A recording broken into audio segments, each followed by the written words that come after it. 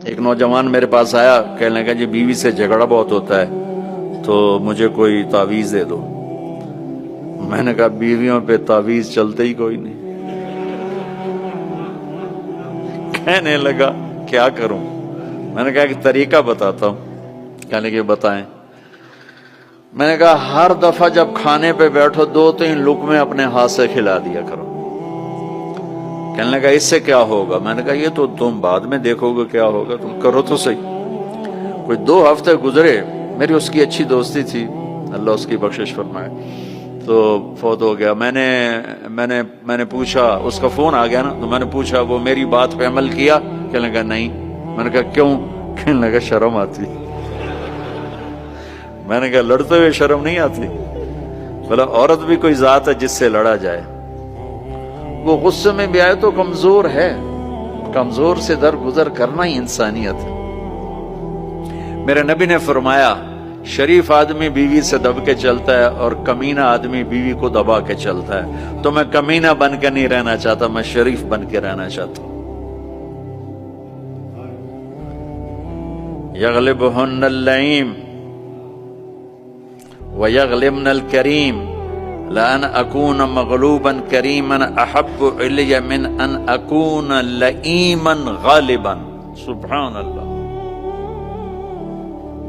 کہ میں شرافت والا بننا چاہتا ہوں، کمینہ نہیں بننا چاہتا۔ میں نے کہا تمہیں لڑتے ہوئے شرم نہیں آتی؟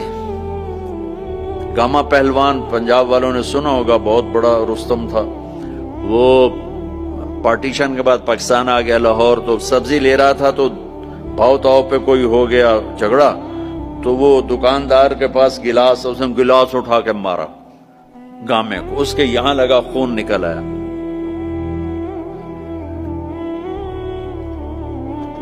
اس نے چپ کر کے پگڑی کھولی اور نیچے سے یوں اس کو لا کر باندھ کے چل پڑا۔ تو لوگ انہوں نے اس کو پکڑ لیا، پہلوان جی ہے ماڑا جا بندہ تو انہوں مارے گا، تُسی انہوں آکھی کچھ نہیں، تُسی تو پہلوان۔ کہنے لگا ماڑے نو مار دیا شرم ہوتی ہے، وہ کہنے لگا کمزور کو مارتے ہوئے شرم آتی۔ تو عورت پہ ہاتھ اٹھانا، یہ گالیاں دینا، اس کے ماں باپ کو گالیاں دینا، تو جانوروں کا کام ہے، انسانوں کا کام تو نہیں ہے۔ میں نے کہا کر اور مجھے بتا۔